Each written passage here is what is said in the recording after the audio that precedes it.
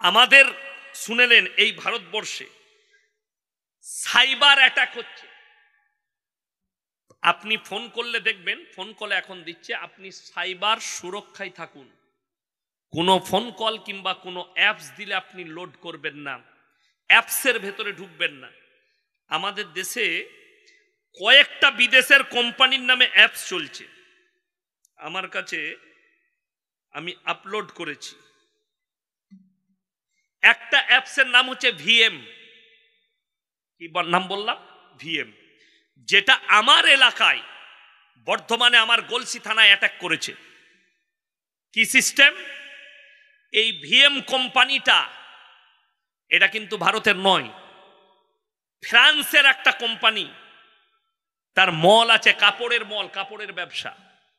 আমি তার সব কিছু বার করেছি, ডিটেলস এখানে আছে। আমি ফেসবুক থেকে তার ডিটেলস বার করেছি। কোম্পানির মালিক, এ কোম্পানি শুরু করেছে 1987 সালে। বর্তমানে তার ব্রাঞ্চ হচ্ছে 6000 পৃথিবী জুড়ে। কত লোক কাজ করে? 2,13,000 লোক তার আন্ডারে কাজ করে। 2 লাখ। সে একটা বিবৃতি দিয়েছে, এই ভিএম এর নামে ভারতে, পাকিস্তানে, বাংলাদেশে কিছু অ্যাপস খোলা হয়েছে। কিছু সাইবার ক্রাইম যারা করে, তারা বড় বড় সাইবার অ্যাটাক যারা করে, তারা এগুলো খুলেছে। খোলার পরে আপনাকে দেখাচ্ছে এটা একটা কোম্পানি, ফ্রান্সের কোম্পানি। আপনি সেখানে ঢুকলেন, আপনি এখানে পয়সা লাগান, 5,000 টাকা দিবেন, 10 দিন পরে, ব্যবসার পরে আপনার পয়সা 10,000 হবে।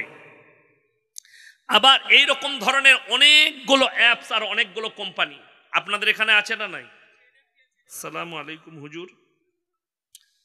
বাংলাদেশের মিজানুর রহমান আজহারি দেশে এসে মেহফিল করায়, কিছু আলেম ও নেতারা বলছে আজহারি আওয়াজ শোনা যাবে না, এই বিষয়ে আপনার মত কি?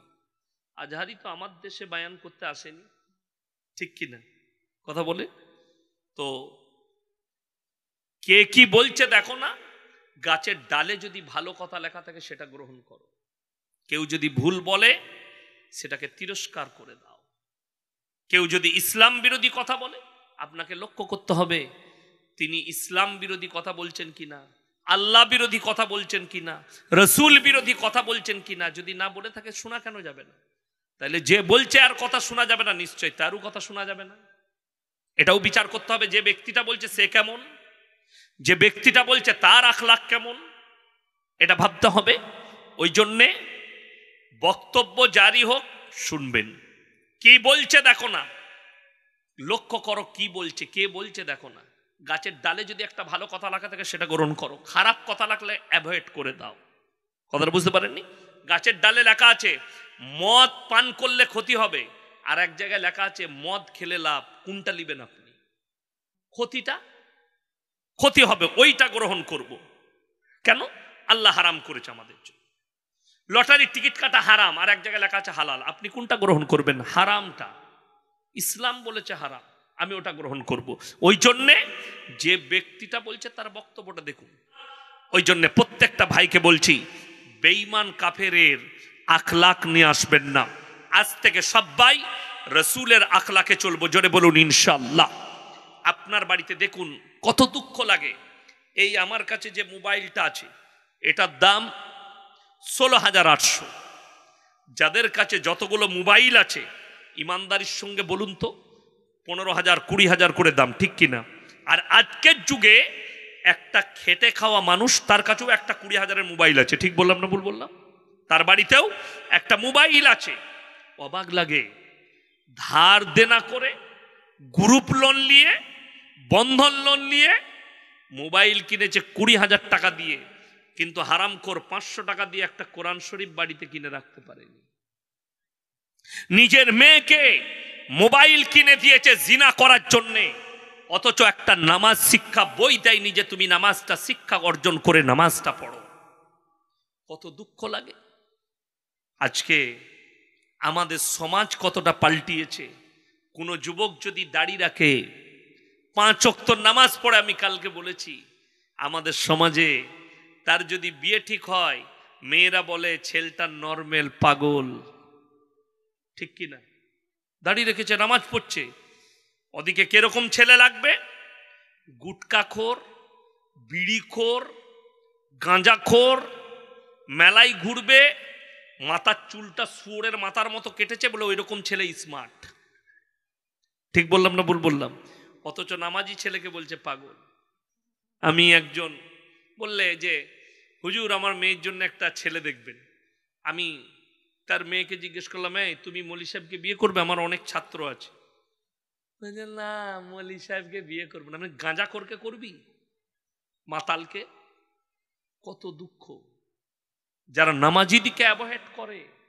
আর অথচ যারা মেয়ের বাপ আছেন, মেয়ে দেখতে গিয়ে সর্বপ্রথম দেখবেন ছেলেটা নামাজি কিনা। যদি বেনামাজি হয় বিয়ে দিবেন না। এটা আমি বলে যাচ্ছি, ফতোয়া দিয়ে যাচ্ছি। যদি কোনো বাপের বেটা মৌলবি হয় আমার ফতোয়া কেটে দেখ। আগে জিজ্ঞেস করবেন ছেলেটা নামাজি কিনা, কামাই লয়।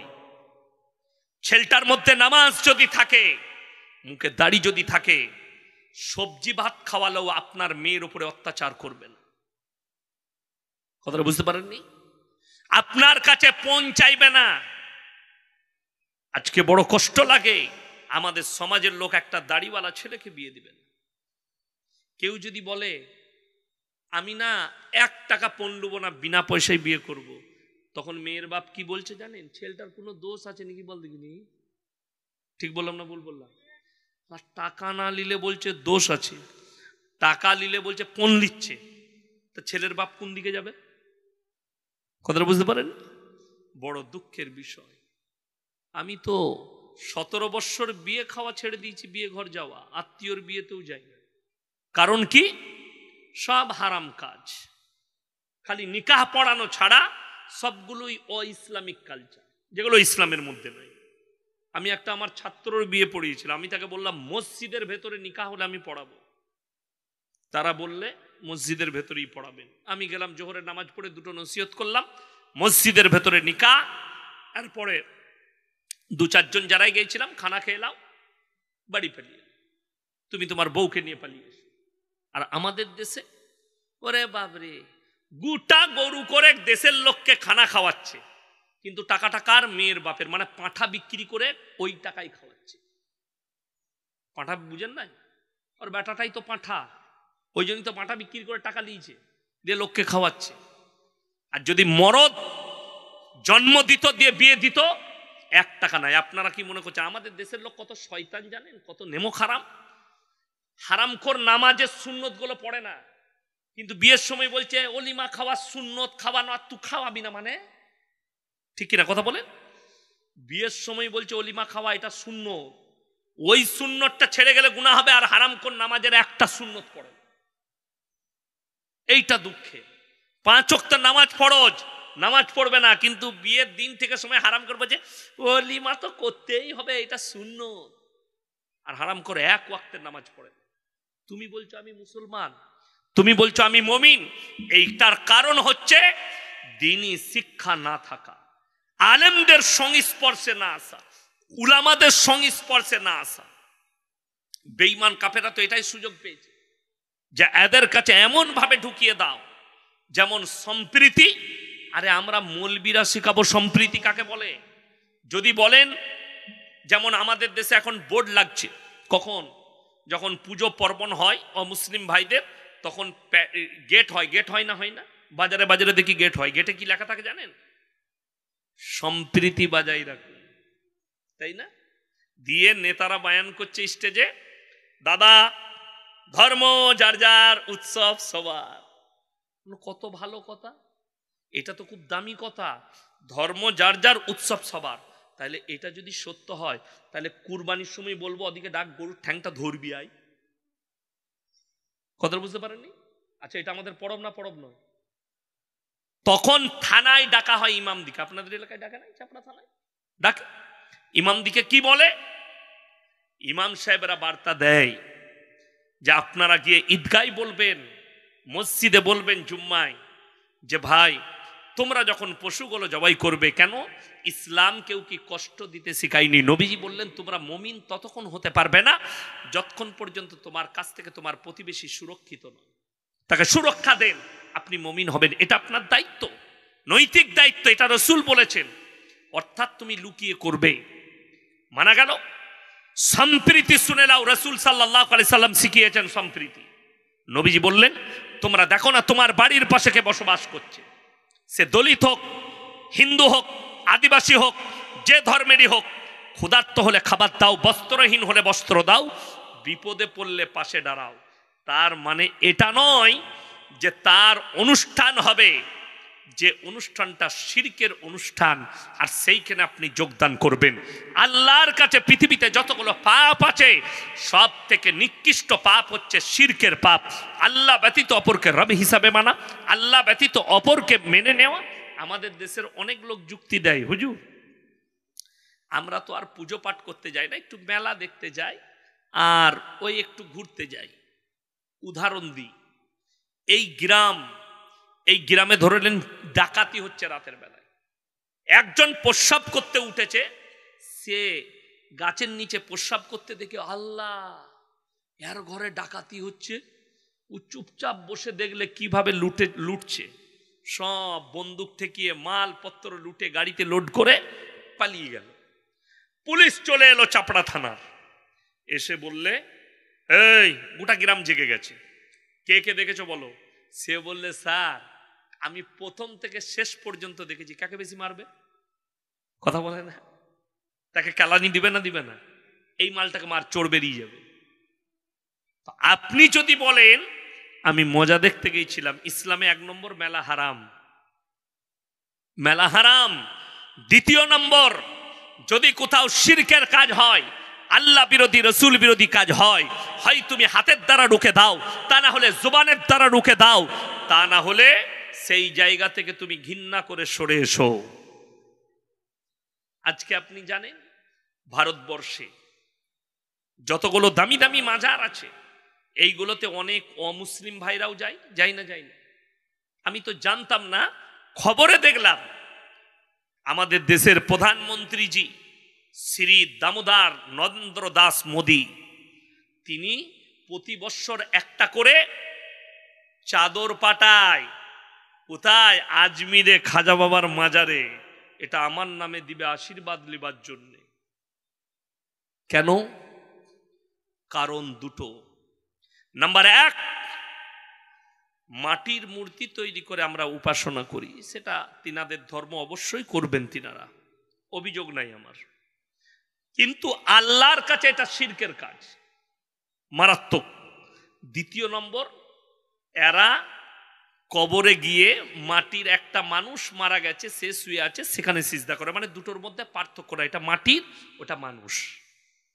কথাটা বুঝতে পেরেছেন না পারেন? এরপর চলুন, এখানে হাজী সাহেব কে আছেন? হাত তুলেন তো। আচ্ছা, মক্কা থেকে মদিনা 470 কিলোমিটার রাস্তা, ঠিক কি না হাজী সাহেব? হ্যাঁ। আচ্ছা, ওইখানে একটাও মাজার দেখেছেন? নাই। আর আমার বাড়ি থেকে আপনাদের এখানে, আমার ড্রাইভার বললো 152 কিলোমিটার হলো, 152,000-এর বেশি মাজার আছে। ঠিক বললাম না ভুল বললাম? আর আমি অবাক হয়ে যাই যে দিন আপনি বুঝলেন, ওহুদের প্রান্তরে হাজী সাহেবরা দেখে এসছে 70 জন সাহাবীর কবর লোহার ব্যারিকেড দিয়ে ঘেরা আছে। সেখানে শুধু 70 জন সাহাবী নয়, এমন একজন দামি লোক আছেন, তিনি হচ্ছেন রাসূল আকরাম সাল্লাল্লাহু আলাইহি ওয়াসাল্লামের চাচা যান হযরতে আমির হামজা রাদিয়াল্লাহু তাআলা আনহু। জিনার বুকটা চিড়ে যুদ্ধের ময়দানে তলোয়ারে করে চিড়ে গলা থেকে গোটা কলিজা থটটা উকুড়ে দিয়ে চিবিয়ে খেয়েছিল, তার নাম হিন্দা। আল্লাহ তেনাকেও ঈমান দান করেছিলেন। পরে মক্কা বিজয়ের পরে আল্লাহ ওই হিন্দাকেও ঈমান দান করেছিলেন। কিন্তু সেরকম সাহাবী শুয়ে আছেন, একটাও মাজার নাই। বড় কষ্টের বিষয়। কটা চাদর চড়িয়েছিলেন নবীজির কবরে? কথা বলেন। একটাও নাই। কবরে চাদর চড়ানো যদি জায়েজ হতো, আল্লাহ রসুলের কবরটা আসমান পর্যন্ত হিরেমতি মুক্ত চাদরে ঢেকে যেত। নবীজির কবরে জায়েজ নেই, পৃথিবীর আর কোনো মৌলবি মুল্লা পীর ফকিরের কবরের জন্য জায়েজ হতে পারে না। শুধু তাই নয়, আমি গত 1 সপ্তাহ আগে ছিলাম 24 পরগনায়। আমি বলে এসেছি, বাবাজিরা সেই গ্রামের বেশিরভাগ মানুষ ফুরফুরা দাদা হুজুর পীর কেবলা রহমতুল্লাহ আলাইকে মহব্বত করেন। আমি বলেছি যে তোমরা গিয়ে ওসিয়তনামা দেখে এসো, ফুরফুরাই গিয়ে হুজুরদের যে কোনো সন্তানের কাছে ওসিয়তনামা খুলে দেখান। তিনি লিখেছেন মেয়েদের মাজারে যাওয়া হারাম, তিনি লিখেছেন কবরে চাদর চড়ানো হারাম, কবরে সিজদা দেওয়া হারাম। বড় কষ্টের বিষয়, আমাদের দেশের লোক আজমিরে বউকে সাথে করে নিয়ে যাচ্ছে, সিজদা করে আসছে। আপনাদের এখানে যদি কোনো মানুষ মারা যায়, তার বউ যায় তো খাটের সাথে কবরস্থানে, কথা বলে না? যেতে পাবে? যেতে পাবে না, হারাম, জায়েজ নাই। বাপ মরে গেলে বিটি কবরস্থানে যেতে পাবে না, স্বামী মারা গেলে স্ত্রী যেতে পাবে না। আমি ইয়াসিন মারা গেছে, আমার কবরে তোমার বউ কি করে যেতে পাবে? কথাটা বুঝতে পারলেন না? পারলেন না? আমি যত বড়ই যা হয়, স্বামীর হক বেশি না ইয়াসিনের হক বেশি? তোমার বিবি আমার বক্তব্য শুনতে পারে মোবাইলে, আমাকে ভালোবাসতে পারে, এই হুজুরের কথা শুনি ভালো কথা বলে, কোনো অসুবিধা নাই। ভক্ত ভালো, অন্ধভক্ত খারাপ। অন্ধভক্ত হলে গোবর আর মুত খেতে হবে। কথাটা বুঝতে পারেননি? গোবর আর মুত খেতে হবে। কিছু লোক দিল্লিতে দাঁড়িয়ে বলছে না, पेट्रोल अगर 2000 रुपया लीटर भी हो जाएगा तब भी हमको मोदी जी चाहिए। अल्हम्दुलिल्लाह ले लो, मोदी जी तो है, कौन मना कर रहा है? इसमें हमारा भी कोई एतराज नहीं है, तुम भी वोट डालो, हम भी डालेंगे इंशाल्लाह, फिर आ जाए मोदी जी। और हम दुआ करते हैं सिर्फ पेट्रोल नहीं, चावल भी 2000 रुपया हो जाए, फिर देखना पैंट खोल के भागोगे, देश छोड़ के भागोगे। ওই জন্যে ভক্ত ভালো, অন্ধভক্ত খারাপ। কারো ভক্ত হবেন, অন্ধভক্ত হবেন না। দাদা হুজুর পীর কেবলা রহমতুল্লাহ আলাইহির ওসিয়তনামাটা গিয়ে খালি দেখে আসবেন। আমাকে গালি দেওয়ার আগে আমি হুগলি ডিস্ট্রিক্টে জলসা করছি, এইরকম ঘেরা প্যান্ডেল, প্যান্ডেলের পাশে গাছ, গাছের গোড়ায় একটা কাপড় লেপটানো আছে, তার গোড়ায় মাটির ঘোড়া রাখা আছে, আগরবাতি মোমবাতি রাখা আছে। আমি স্টেজে গিয়ে বললাম, বাবা তোমাদের এখানে হিন্দু মুসলিম ভাইদের বড় মহব্বত, এখানে অমুসলিম ভাইরা পুজো পাঠ করে, আর তোমরা এখানে জলসা করছো। একজন বললে, হুজুর ওটা ওনাদের লয়, ওটা আমাদের। মানে তোরা কি করিস বে? বলে এখানে আছে, বুড়ো পীর সাহেব আছে, যা বুঝে করবে। ইমানদারির সঙ্গে বলুন, এই মুসলমান আমার একটা ভারতের অমুসলিম ভাই মাটির মূর্তি তৈরি করে পুজো করলে বলে এটা শিরকের কাজ, আর তুমি মাটির ঘোড়া রেখে গাছতলায় সিজদা করবে, এটা কি করে ইমানদারির কাজ হতে পারে? যারা মনে করছেন কবরে কেন চাওয়া যাবে না, যারা মনে করছেন গাছতলায় কেন চাওয়া যাবে না, জিজ্ঞেস করুন। আল্লাহ নবীর কবরে চাওয়া যাবে না, পৃথিবীর আর কোনো মৌলবি মোল্লা পীর ফকিরের কবরে চাইতে পাবে না। অবাক হবেন। আপনি বলছেন মাজারে কেন চাইতে পাবো না? উত্তর দিচ্ছি, মারাত্মক উত্তর। যাদের বাড়িতে মানে কোরআন আছে গিয়ে খুলেন, তারপরে আমাকে গালি দিবেন। 17 পারা, পারা নম্বর কত বললাম? 17। একবারই শেষ রুকু, ইয়া আইয়ুহান নাসু যুরিবা মাতালুন ফাসতামিউ লা ইন্নাল্লাযীনা তাদউনা মিন দুনিল্লাহি lan yakhluqu dubaban wala bijtama'u la wa yaslubuhumud dubabu shay'an la yastankiduhu min। হে বিশ্বের বাসী, ইমানদার ব্যক্তিরা শোনো, তোমরা যারা আল্লাহ ব্যতীত অপরের কাছে ভালো মন্দ চাও, তাদেরকে একবার জিজ্ঞেস করো, তারা একটা মাছি পর্যন্ত সৃষ্টি করতে পারে না। মাছি সৃষ্টি তো অনেক দূরের কথা, মাছি যদি কোনো জিনিস ছিনিয়ে নিয়ে যায় সেটা উদ্ধার করার মতো ক্ষমতা নেই। জোরে বলুন না সুবহানাল্লাহ। তারা হচ্ছে শক্তিহীন, আর আমি আল্লাহ হচ্ছি পৃথিবীর সব থেকে শক্তিশালী। আমি সৃষ্টিকর্তা, তারা আমার সৃষ্টি। ঝড় দিলে একটা গাছ ভাঙতে পারে না? পারে না? কথা বলেন। পানি আছে না? পানি আনো নি, কমিটির ছেলেকে আছে, পানি নিয়ে আসুন। আমার ভাই, ঝড় দিলে একটা গাছ ভেঙে পড়ে যাবে, অবাক হবেন। বৃষ্টি হলে একটা গাছ ভেঙে পড়ে যেতে পারে। আর তুমি গাছের কাছে ভালো মন্দ চাও, ওই গাছের মালিককে খুঁজে ওর থেকে বেশি পাবে। আজকে তো সমাজ ওটাই। আপনাকে কে বললে? আরে আজকে তাবিজ একটা আলেম লেখে না। আপনি যদি জৈয়দ আলেমের কাছে যান, সে শরীয়ত সম্মত তাবিজটা দিবে আপনাকে। কিন্তু এমন ভেড়ার কাছে যাচ্ছে। আমি একদিন মাদ্রাসায় বসে আছি, বললে ইয়াসিন, একটা বুড়ি মেয়ে, আমি বাবা একটা তাবিজ এনেছি। কোথা থেকে গো মা? বললে পাথর চাবড়ি থেকে। দেখো দেখিনি বাবা কি লেখা আছে। খুলে তো আমি বললাম যে আমি না, এটা আমি একা লয়, আমার বাপ শুধু লয়, ফেরেশতা দিকে নিয়ে এলে মালটা পড়তে পারবে না। কেন? মালটা আরবি লয় তো। ধরে চার টেনে দিয়েছে। যে মাল লিখেছে, যদি কোনো স্কুলের মাস্টার, এখানে মাস্টার কেউ আছে? মাস্টার সাহেব এখানে নাই। মাস্টারকে আমি যদি বলি যে আমি একটা ইংরেজি লিখে দেবো, আপনাকে পড়ে দিতে হবে, আমি যদি খালি টেনে দিই, লন্ডনে গিয়েও খুঁজে পাবেন ইংরেজি। বাস্তব বলছি, ইংরেজির মানে মতলব খুঁজে পাবে না। কিন্তু ইংরেজি হলে তো খুঁজে পাবে, তো ইংরেজি লয়। যেমন আমাদের দেশের ডাক্তাররা জানেন তো, এমন প্রেসক্রিপশনে এমন ওষুধ লেখে, ওই ওষুধ দোকানি ছাড়া কারো বাপের ক্ষমতা নাই বুঝি। মানে ওকে খালি শিখিয়ে দিচ্ছে, তো এটা বুঝবি, এটা এই, এটা এই। ঠিক বললাম না ভুল বললাম? আর আপনি বুঝে গেলে তো বিপদ। হ্যাঁ, কথাটা বুঝতে পারেননি? আপনাকে বুঝতে দিবেন না।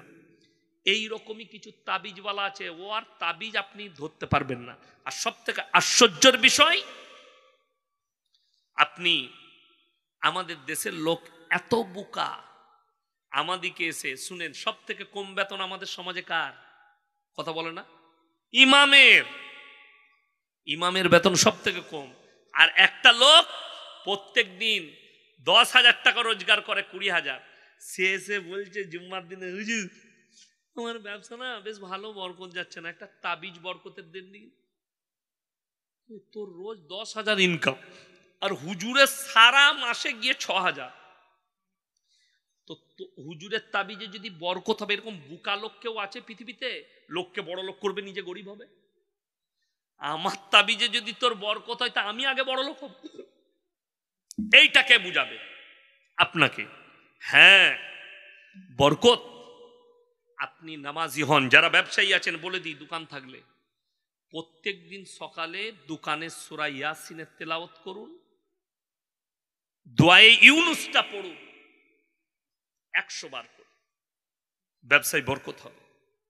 বাড়িতে রুজিতে বরকত চান, এশার নামাজ পড়বেন মায়েরা, বাড়িতে সূরা ওয়াকিয়াত তেলাওয়াত করুন। রাসূলের হাদিসে আছে, যে বাড়িতে সূরা ওয়াকিয়াত তেলাওয়াত হয়, আল্লাহ তাদের কামায়ে বরকত দেয়, রুজিতে বরকত দেয়। জোরে বলুন সুবহানাল্লাহ।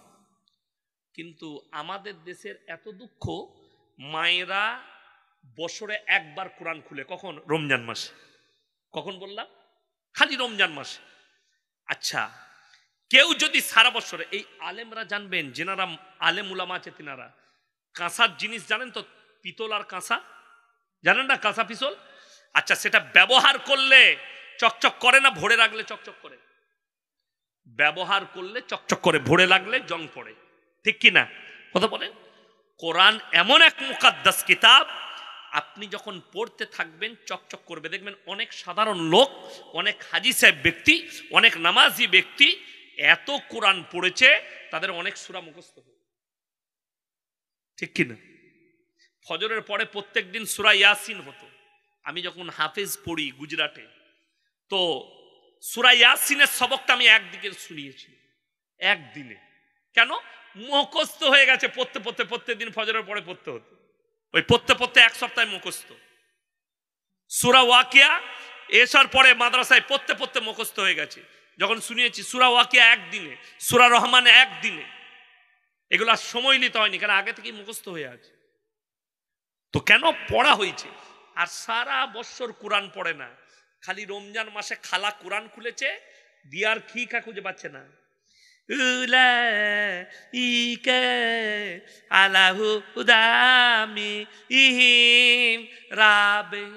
খুঁজেই পেলেন না। সারা মাস কোরআন পড়ে 25শে রমজান বলছে, হাফেজ সাহেবকে বলো গা আমার 3 পারা পড়ে দিবে। 27 পারা পড়েছি, ওর আর ক্ষমতা নাই। খতম করার। এই আমাদের দেশে লোক ভাড়া করতে হয়। শুনেলেন, ওই ব্যক্তিটা জ্ঞানী ব্যক্তি এবং ওই ব্যক্তিটাই হচ্ছে ভাগ্যবান যে মৃত্যুর আগে একটা নেক সন্তান রেখে গেল দুনিয়াতে। মরে যাওয়ার পরে যে বাপের জানাজা পড়তে পারবে, বাপের কবর জিয়ারত করতে পারবে, বাপের জন্য দোয়া করতে পারবে। আপনার বাপ মরে গেছে, দোয়া তো দূরের কথা, কবর জিয়ারত তো দূরের কথা, মসজিদে দাঁড়িয়ে আছে ফজরের পরে, হুজুর আমার বাপের কবর জিয়ারত করতে হবে। হারাম তুই কি করবি বে? ও কিছুই জানে না। আমাদের দেশ তো পাইকিরিতে চলছে। এই তাবিজের ফেরা কারা বেশি পড়ে? মেয়েরা। বিসমিল্লাহ,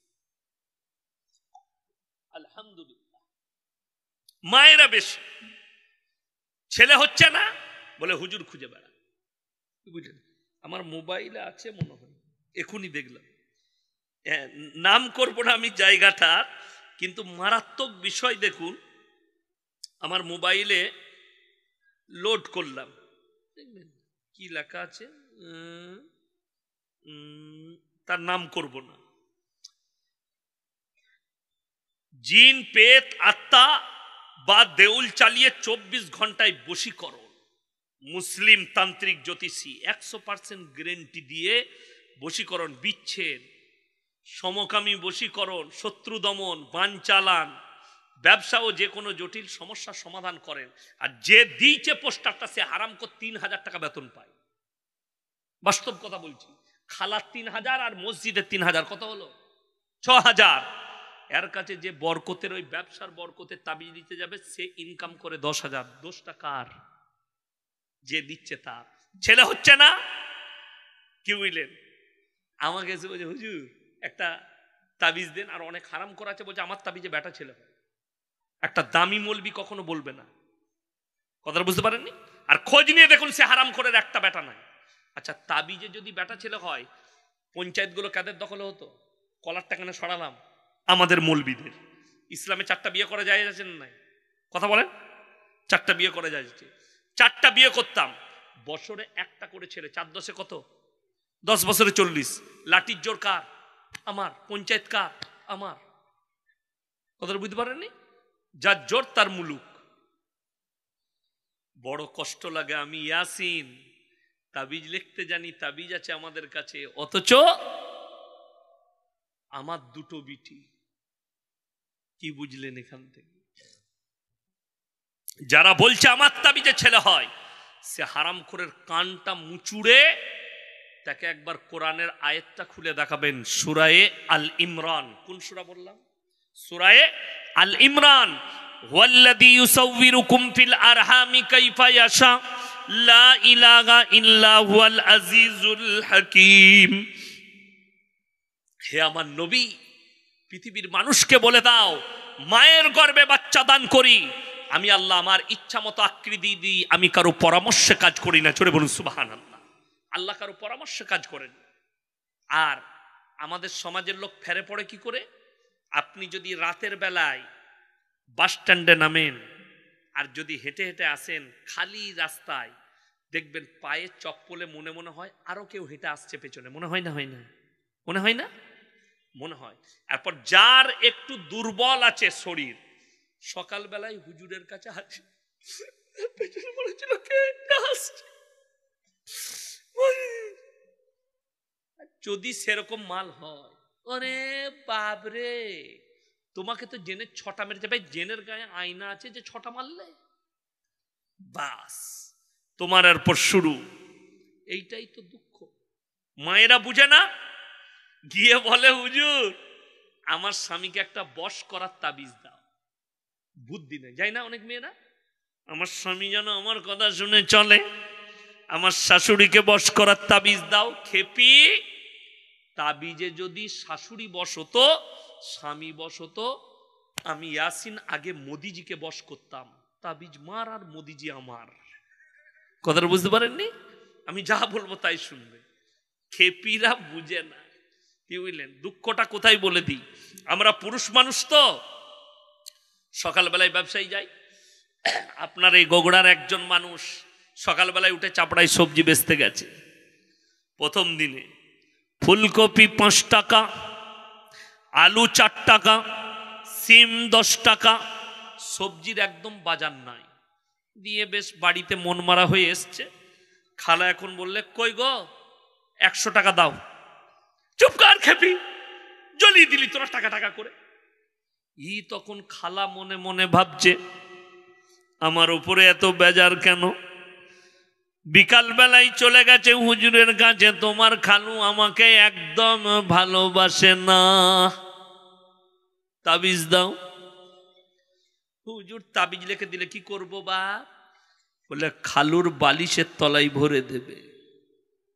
নিয়ে গিয়ে বালিশে ভরে দিলে মাল। 3 দিন পরে আবার সবজি নিয়ে গেছে।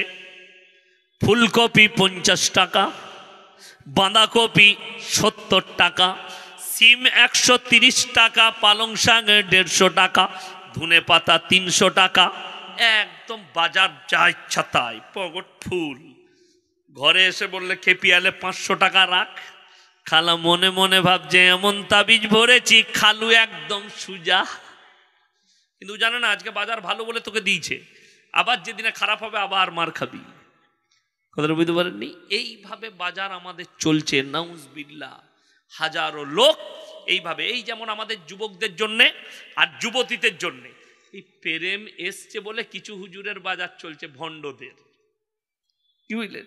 এসে বলছে 6 মাস প্রেম করেছে, তারপর তার প্রেমিকা মোবাইল সুইচ অফ করে দিয়েছে। ও হুজুরের কাছে হাজির, ঘুম হচ্ছে না হুজুর। কেন রে? আমি যাকে ভালোবাসতাম, মোবাইল সুইচ অফ, একটু তাবিজ করে খুলে দে, যা টাকা লাগে দেবো। হুজুরের তাবিজে কখনো মোবাইলের সুইচ খুলে? কে বুঝাবে এদিকে? আরে আমাদের তাবিজে যদি সুইচ খুলতো, হারামখোর আমরা টাওয়ার গুলো উড়িয়ে দিতাম। তোরা যা পাপ করছিস তাবিজ মেরে, সব টাওয়ার গুলো উড়িয়ে দে। বুঝতে পারেননি? এরা যা পাপ করছে আমরা টাওয়ার উড়িয়ে দিতাম তাবিজ করে। নাউজুবিল্লাহ। বাবা বলছে তাবিজ করে মেয়েটা যেন এমন তাবিজ করুন, মেয়ে যেন আমার কাছে চলে আসে। আমাদের তাবিজে যদি মেয়ে আসবে তা তোর কাছে যাবে কেন? সে তো হুজুরের কাছে আগায়। আমরা তো ইমামতি করতাম না। ও বাবা, তাবিজে যদি মেয়ে পাওয়া যেত, আমরা আর কেউ ইমামতি করতাম? আমরা খালি খোঁজ লাগাতাম, বাপের একটা বেটি বড় লোক কে আছে, মার তাবিজ আর টেনেলে বড় লোকের জামাই আর ইমামতি করা লাগবে। কথাটা বুঝতে পারেননি? আমরা মৌলবীরা বুকা। নাউজুবিল্লাহ। জুড়ি, বিবাহর জুড়ি কার তরফ থেকে হয়? আল্লাহ। তকদিরে থাকলে পাবে, না হলে পাবে না। ইসলামী শরীয়তে প্রেম হালাল, মায়ের সঙ্গে বোনের সঙ্গে, ফুপুর সঙ্গে ফুপার সঙ্গে, দাদর সঙ্গে দাদির সঙ্গে, নানার সঙ্গে নানির সঙ্গে, প্রতিবেশীর সঙ্গে। কিন্তু তোমরা যেটা করছো, কামি আর হ্যালো আই লাভ ইউ, ওটি হারাম, শরীয়ত সম্মত হারাম। যদি বলেন জায়েজ তরিকা কি আছে? আছে। জায়েজ তরিকা হচ্ছে, তোমার যদি কোনো মহিলাকে পছন্দ হয়, তার বাড়িতে বিবাহের প্রস্তাব পাঠাও। রাসূল আকরাম সাল্লাল্লাহু আলাইহি সাল্লামের মেয়ে হযরতে ফাতেমাতুজ জাহরা রাদিয়াল্লাহু তাআলা আনহার বিবাহের প্রস্তাব সর্বপ্রথম যিনি পাঠিয়েছিলেন তিনি হচ্ছেন হযরতে উসমানে গনি রাদিয়াল্লাহু তাআলা। ইয়া রাসূলুল্লাহ, আমি আপনার মেয়ে ফাতেমাকে বিবাহ করতে চাই। নবীজি উত্তর দিলেন, তুমি ফাতেমার থেকে ভালো বিবি পাবে, ফাতেমা তোমার থেকে ভালো স্বামী পাবে। হযরতে আলীকে বললেন, আলী যাও তুমি তেলমোহর নিয়ে এসো। হযরতে আলীর কাছে পয়সা ছিল না, যুদ্ধের জামাটা বিক্রি করে মার্কেটে বিক্রি করতে গেছেন। হযরতে উসমানে গনি রাদিয়াল্লাহু তাআলা আনহু বুঝতে পারলেন আলীর কাছে পয়সা নেই, তেলমোহরের জন্য জামাটা বেচতে এসছে। ও ভাই আলী, এইদিকে এসো। কি ব্যাপার, জামাটা বেচবে? হ্যাঁ। উনি কিনলেন। কত টাকা? এত টাকা।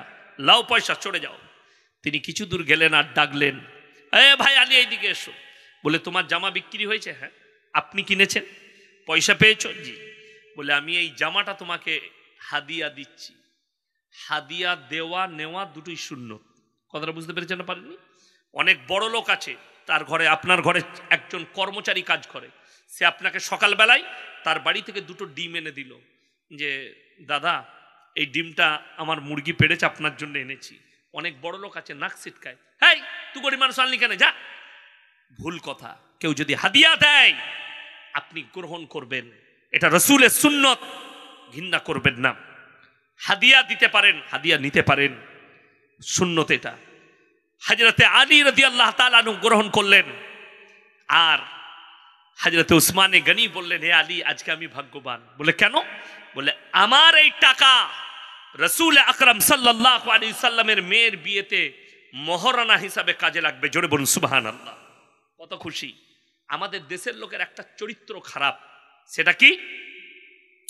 বেটার জন্য মেয়ে দেখতে গেছে, কিংবা মেয়ের জন্য ছেলে গেল, ছেলে কোনো কারণবশত মেয়েকে পছন্দ হয়নি, তো সবাই জানে গ্রামের মেয়ে দেখতে গেছে অমুক গ্রামে অমুক পাড়ায়, চায়ের দোকানে জিজ্ঞেস করছে, ভাই তোর ছেলের লেগে যে মেয়ে দেখতে গেলি তা কি হলো?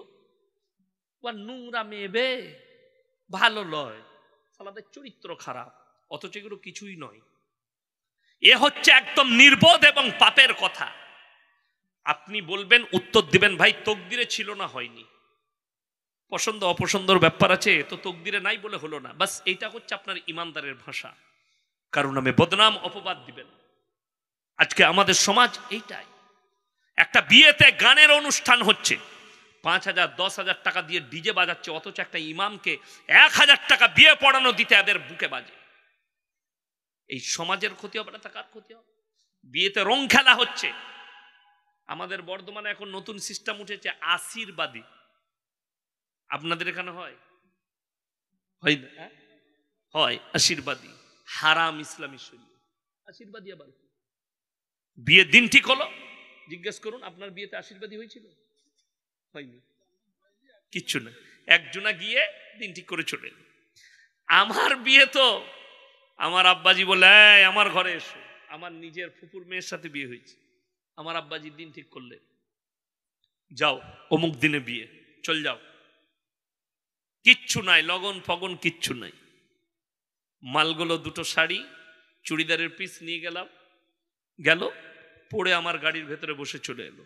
7 জন 8 জন গেছিলাম, বিয়ে করে নিয়ে চলে এলাম।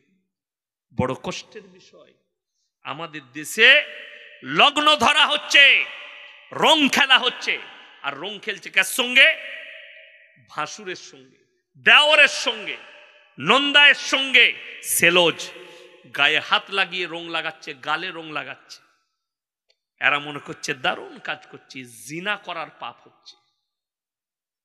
শারীরিক মিলনটা শুধু জিনা লয়, হাতের জিনা, চোখের জিনা, কানের জিনা, মুখের জিনা, পায়ের জিনা, নফসের জিনা, শারীরিক জিনা। আপনি একটা পর নারীকে হাত লাগালেন, হাতের জিনা হলো। আপনি সেই নারীকে চোখের দ্বারা দেখলেন, চোখের জিনা হলো।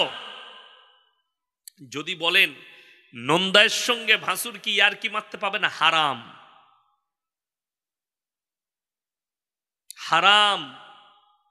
দেওরের সঙ্গে ভাবি কি আর কি মারতে পাবে না, হারাম। বহু দূরের কথা, আর কি হারাম। প্রয়োজন ছাড়া যদি দেওর ছোট হয়, ভাবি ভাত দেন তো, ভাত খেয়ে দিই, ভাবি এটা দেন তো, মিটে গেল। ইয়ার কি ফোস্টামি ইসলামী শরীয়তে নাই। ইসলাম ইজ দা সেফটি। এতটা সেফটি দিয়েছে, ভেবে দেখুন। আজকে অনেক মা তার বাচ্চাকে বুকে জড়াচ্ছে, অথচ বাচ্চার বয়স 10 বছর। হারাম তাকে বুকে জড়ানো একটা মায়ের। আপনাদের জানা নেই?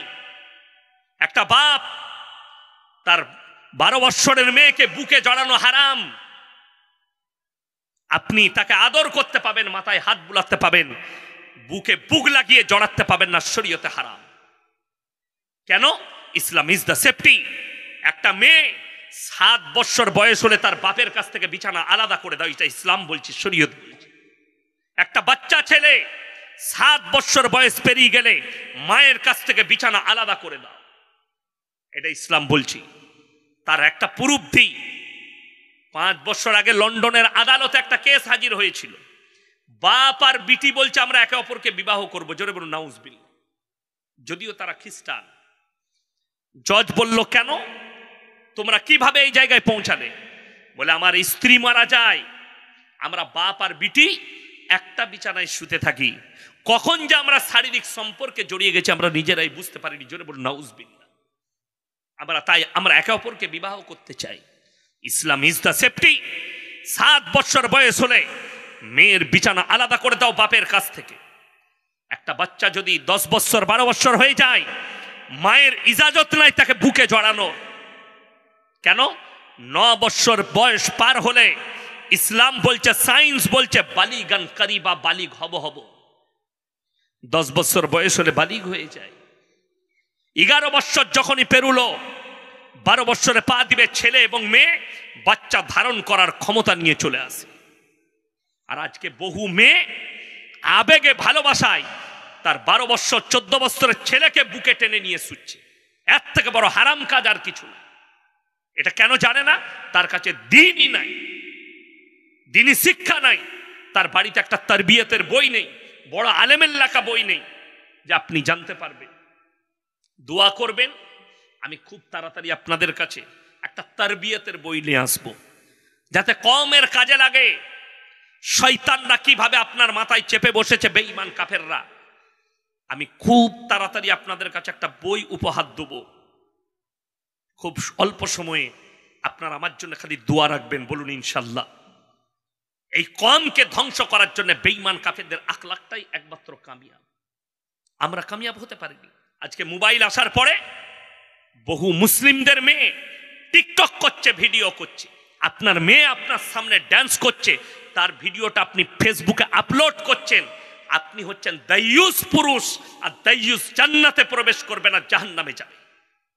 যে তার বিটিকে নাচিয়ে ফেসবুকে আপলোড করে, যে তার বিটিকে দিয়ে টিকটক করে, আর আপনি মনে করছেন সেই ইনকামটা হারাম। অনেক হারাম করের আওলাদ, তারা বলছে আপনার জলসা ফেসবুকে চলে। এই যতগুলো ইউটিউবার এসছে একটাও আমার ইউটিউবার নয়, আমার নিজস্ব চ্যানেল নাই, আর আমি জানেও না এগুলোর মাধ্যম দিয়ে কি টাকা ঢোকে। শুনে রেখে দেন, এই ভিডিওটা কেন জায়েজ আছে আর টিকটক কেন হারাম। একটা মেয়ে যদি তার শরীর নাচিয়ে টিকটক করে, এতে ইসলামের লাভ আছে না ক্ষতি আছে? কথা বলেন। ক্ষতি। আচ্ছা, আমার জলসাটা যখন গোটা কম শুনবে, হিন্দু মুসলিম দলিত আদিবাসী সকল ভাই শুনবে, এর মধ্যে লাভ আছে না? লাভটা কি বলে দিই, আমরা বলিনি।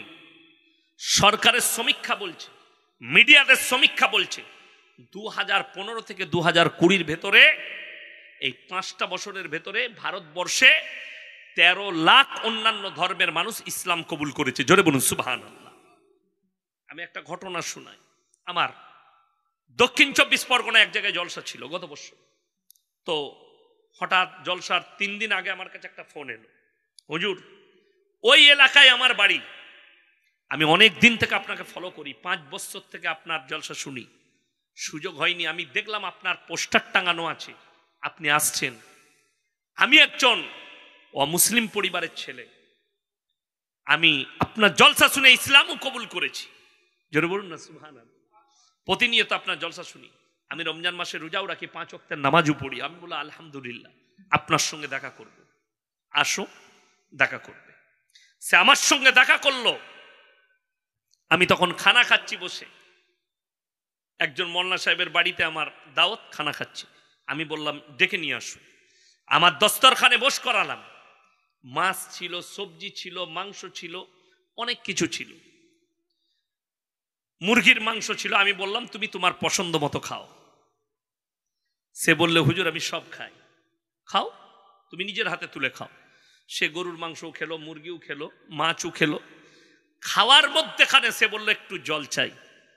একটা গিলাসে তাকে জল দিল, অর্ধেকটা খেলো, অর্ধেকটা রাখা আছে। আমার খাওয়া শেষ, সেই অর্ধেকটা পানি আমি পান করলাম। সে বলল হুজুর আপনি আমার এটো পান করলেন। আমি বললাম এক মুমিন আর এক মুমিনের ভাই ভাই, রাসূলের হাদিস।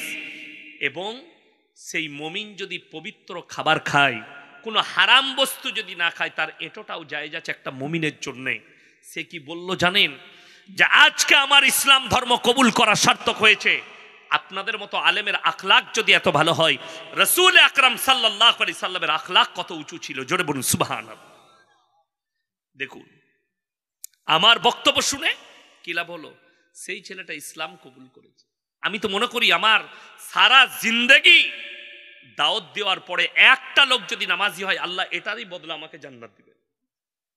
সারা জিন্দেগি একটা লোক যদি ইসলাম কবুল করে, এইটা হচ্ছে ইসলাম প্রচারের জন্যে, আল্লাহ দ্বীনকে প্রচারের জন্যে। আর আপনার মেয়ে টিকটক বানাচ্ছে দ্বীনকে ক্ষতি করার জন্য। দাইয়ুস মা বাপ। আচ্ছা আপনারা বলুন, পর্দা করা ফরজ না ফরজ না? ফরজ। আমি সেদিনে বলে এসছি, বিহারের কাছে গিয়ে হিন্দুস্তানে গুজরাটের একজন মুফতি, তার নাম হচ্ছে মুফতি আনাস। সে তখন তালবিল ইলম ছিল, আমি যখন পড়তাম সেখানেই একটা মাদ্রাসায় পড়েছে জুগাড়ে। তো সে একটা নায়িকাকে বিয়ে করেছে, তার নাম সানা খান। প্রতিনিয়ত হারামখোর টিকটক করছে তার বউকে নিয়ে। তাহলে তার পরিবর্তন হয়নি, ঘুরিয়ে এই মুফতি হারামখোর নেমক হারাম হয়ে গেছে, এর ইমানটা চলে গেছে মেয়েটা। আর এইটা হাদিস রসুলের, কিয়ামতের আলামতের মধ্যে মারাত্মক আলামত, স্বামীরা বিবির গোলামি করতে লাগবে, পুরুষরা নারীর গোলামি করতে লাগবে। আপনারা যারা বাবা আছেন তারা দেখতে পাচ্ছেন বিবিরা কেমন গোলামি করছে, স্বামীরা কিরকম বিবির গোলামি করছে, ঠিক কিনা কথা বলে? এই হারামখোর মুফতিও তাই বিবির গোলাম হয়েছে। সে টিকটক করছে, তার বাচ্চার ছবি দিচ্ছে, তার পেটের ছবি দিচ্ছে, তার হানিমুন করছে, ছবি দিচ্ছে। आश्चर्य विषय, निजे के मुफ्ती बोले रखे तुम तो कौम के लिए कलंक हो और अल्लाह के सामने खड़े नहीं हो पाओगे। ऐसे मुफ्ती को जहन्नम में धकेला जाएगा।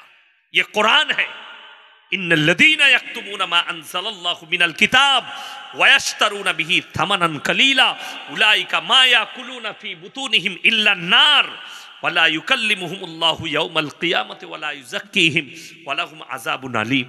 हे आमार विश्व नबी, पृथिवीर मानुषके बोलो তোমাদের মধ্যে এমন কিছু আলেম থাকবে, হুজুর থাকবে, নিজেদের পেট চালাবার জন্য কোরআনের আয়াতকে লুকিয়ে দিবে।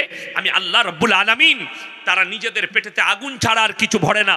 আমি কিয়ামতের দিনে এই মৌলবীদিকে কঠিন আযাবে মুবতালা করব। আপনারা এটা ভাববেন না আমাদের মতো মৌলবীরা থুয়া তুলসী পাতা, আমার মতো 100টা মৌলবী ধরা পড়বে, 100টা ইয়াসিন ধরা পড়বে। পর্দা করা ফরজ, অথচ আমাদের সমাজে 70% মা বোন পর্দা করে না। ঠিক বললাম না ভুল বললাম? বেপর্দা। অথচ কোরআনে আছে, হ্যাঁ আমার মারা শুনেলেন, ওয়াদরিব খুমুরিহিন্না আলা জুনুবিহিন, হে নারী তুমি পর্দা নির্ধারিত করো, তোমরা কোনোদিন ধর্ষিত হবে না, লাঞ্ছিত হবে না। সবাই নিজেদের মা বোন বিটিকে বউকে পর্দায় নিয়ে আসবো তো? জোরে বলুন ইনশাল্লাহ। দাঁড়ান, আছে আমার কাছে প্রশ্ন আছে, বলে দেবো আমি। আমার ভাই একটা চকলেট, 1 টাকা দামি চকলেট, কত দাম বললাম? 1 টাকা। চকলেট আছে না নাই? আচ্ছা 50 টাকা দামি চকলেট আছে না নাই? কিটকাট আছে, ডেরি মিল্ক আছে। এই চকলেটগুলো খোলা বিক্রি হয় না প্যাকেটের মধ্যে?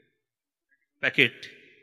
ভেবে দেখুন, একটা 1 টাকা চকলেট কোন দোকানি যদি খুলে একটা প্লেটে রেখে বিক্রি করে, আপনি কিনবেন কেন?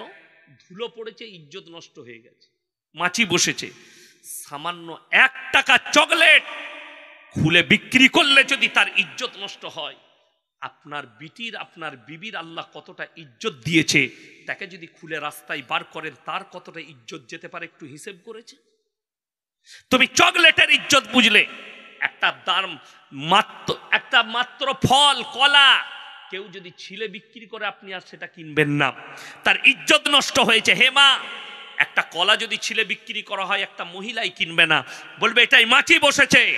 আল্লাহ তোমার এত ইজ্জত দিয়েছে, গোটা কোরআনে পুরুষের নামে কোনো সূরা নেই, মহিলার নামে আল্লাহ সূরা অবতীর্ণ করেছে। জোরে বলুন সুবহানাল্লাহ।